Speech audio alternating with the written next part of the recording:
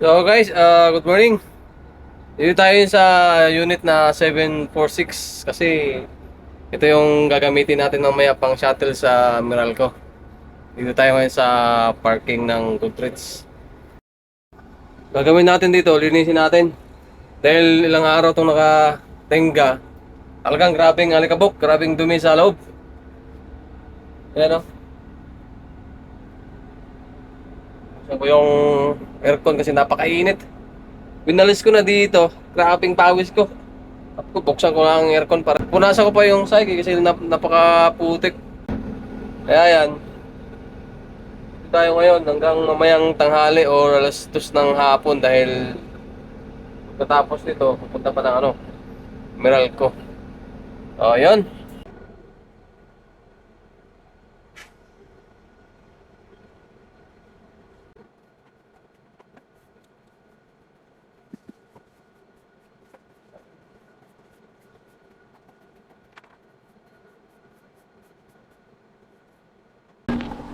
Hey guys, may inayos si Utol oh. Seatbelt.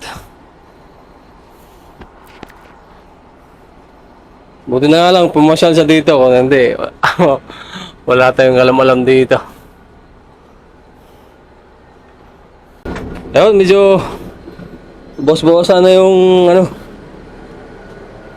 kanina talaga sobrang alikabok, putik. Kaya minap ko, kinamay ko dahil walang map dito. May mga gamit naman to noon kasi wala kasing driver to eh. Kaya din naman sobrang putik dito dahil yung labas, lupa, kumbaga pag umulan, putik talaga. Siyempre may akyat dito. Ano siya, paputik yung tsinela, sapatos. Siyempre didikit na sa sahig kaya nilinis natin bago gamitin mamaya dun sa shuttle sa Meralco.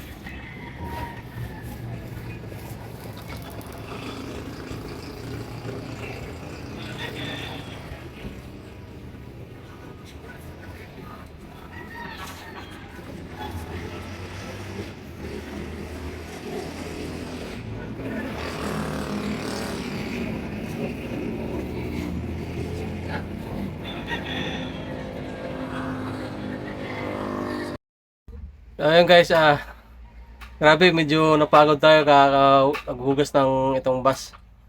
Talagang wala po tayo sa tulog kagabi tapos bumana tayo ng ano ngayon ng paghuhugas. Pero okay lang. Kasama to sa ano natin sa training natin. Kaya yan, tsaga-tsaga, tiis. Grabe, naka-experience ako ng hugas ng mga maliliit.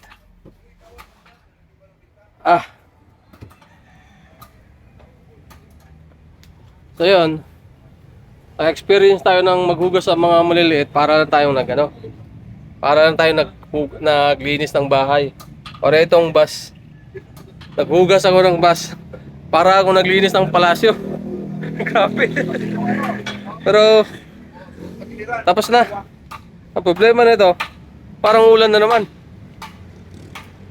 Wala na yung nagmukha ng bus. Kanina parang napabayaan. Okay na rin.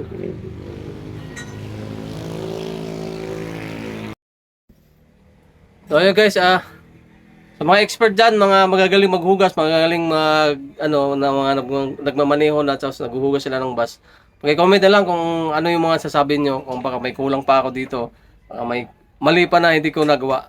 May mga dapat pang gawin na hindi ko nagawa, pero yun lang naman siguro, paglilinis, punas, sinabon, yun. Pati sa loob, na-map ko na rin, medyo malinis na rin sa loob. Medyo lang. Pero kanina kasi talaga parang napakaputik. So sa mga subscribers natin dyan, maraming salamat sa mga viewers sa panonood. Thank you.